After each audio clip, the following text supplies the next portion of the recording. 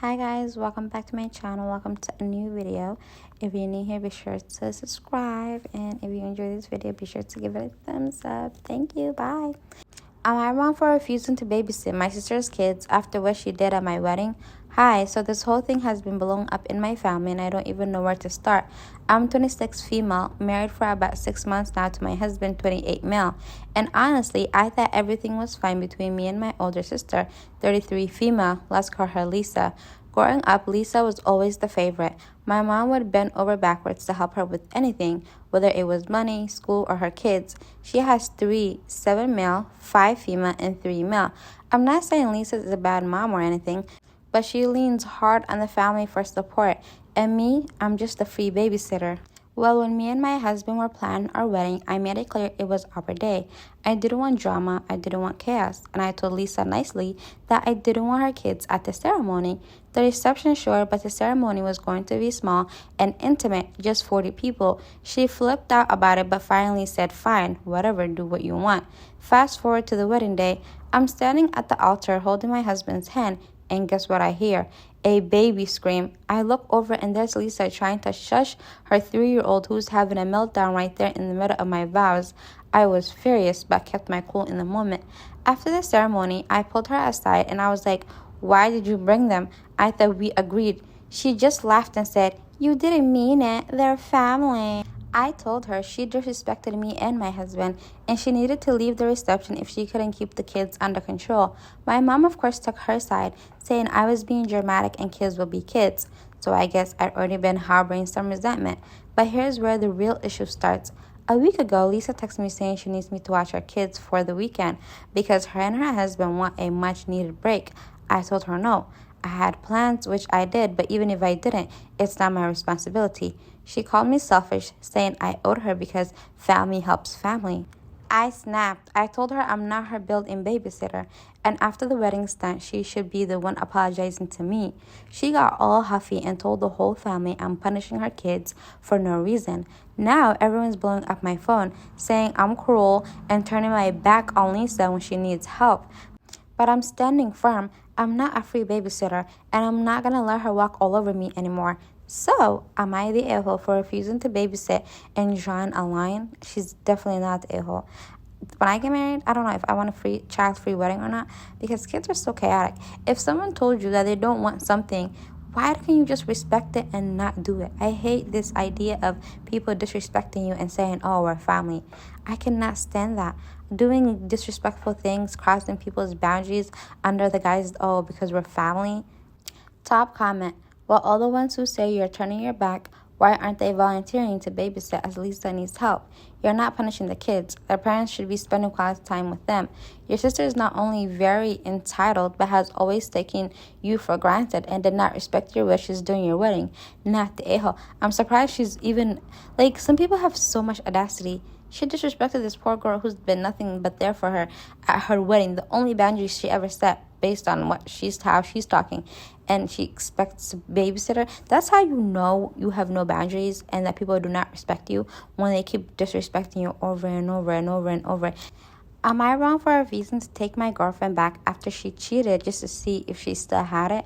I, 30 male, have been dating my girlfriend, Rachel, 27 female, for 2 years. She's always been confident and charismatic, which is one of the things I loved about her.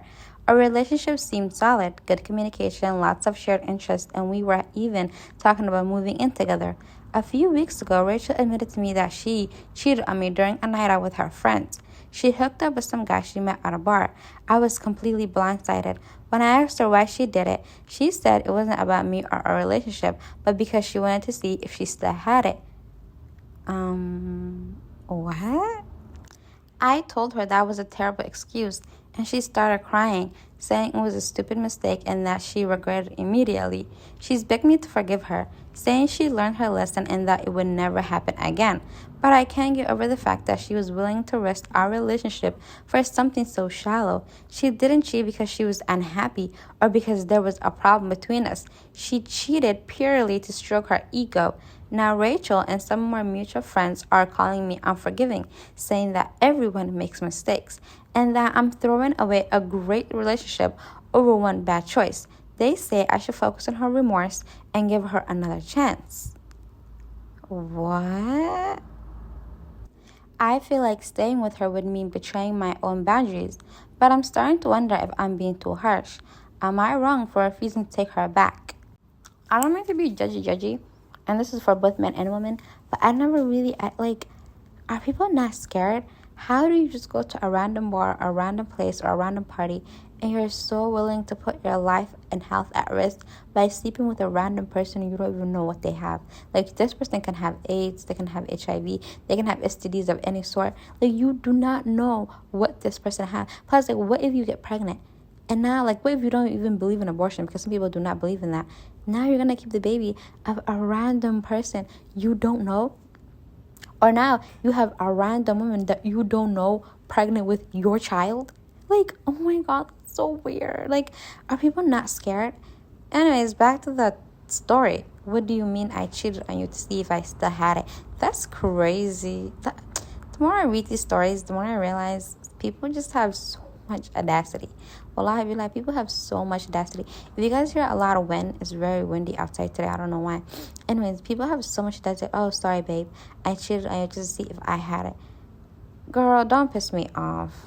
Am I wrong for telling my mother-in-law and sister-in-law their obsession with hating my name is weird?